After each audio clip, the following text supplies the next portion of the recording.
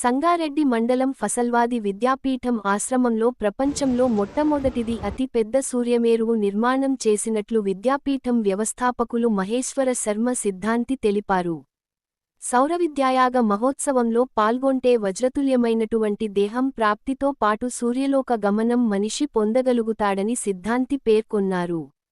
9.9 అడుగుల ఎత్తు, 12 అవరాలుగా సూర్యమేరువు నిర్మాణం ఉంటుందని చెప్పారు.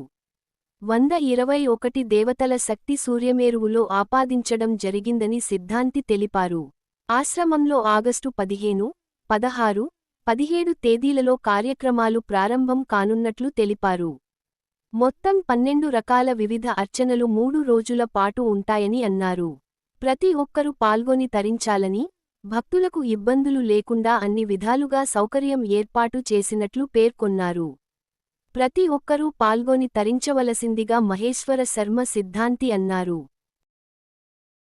విద్యాపీఠం సంగారెడ్డి మరొక అత్యద్భుతమైనటువంటి కార్యక్రమానికి వేదిక కాబోతుంది.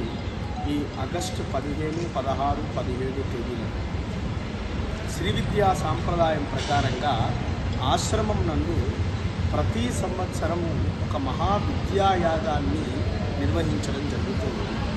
ఇక్కడ మహామేరు అనేటువంటి ఒక అత్యద్భుతమైనటువంటి నిర్మాణం, యావత్ ప్రపంచంలోనే మొట్టమొదటి నిర్మాణాన్ని విద్యాపీఠం ప్రారంభించినటువంటి విషయం అందరికీ తెలిసింది. సమ్యక్ క్షతం క్రతూన్ కృత్వా యత్ఫలం సమవాప్నుయాత్ తత్ఫలం సమవాప్నోతి కృత్వా శ్రీచక్ర దర్శనం అని మనకు అనేక గ్రంథాలు ప్రబోధిస్తూ ఉన్నాయి. మానవుడు జీవితంలో తరింపబడాలంటే కొన్ని వందల యాగములు ఆచరణ చేయాలి. ఆ యాగములు ఆచరణ చేసినటువంటి ఫలితము శ్రీచక్రాన్ని దర్శించడం ద్వారా కలుగుతుంది. అందుకనే కలియుగంలోనే అతి గొప్పదైనటువంటి మహామేరు నిర్మాణాన్ని విద్యాపీఠం ప్రారంభం చేసింది. దాంతోపాటు ఆ దేవాలయానికి 4 వైపులో 4 ఉపాలయాలను నిర్మాణం చేస్తూ ఉంది పంచాయతన విధానం ప్రకారం.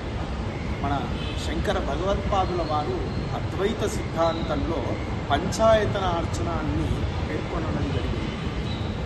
ఈశ్వరుణ్ణి మధ్యలో స్థాపించి నైరుతి వైపును గణపతి దేవాలయం, అదేవిధంగా వాయువ్యం వైపు అమ్మవారి దేవాలయము, ఈశాన్యంలో విష్ణుమూర్తిని, ఆగ్నేయంలో సూర్యుణ్ణి అర్చించేటువంటి క్రమాన్ని పంచాయతన విధానం అంటారు.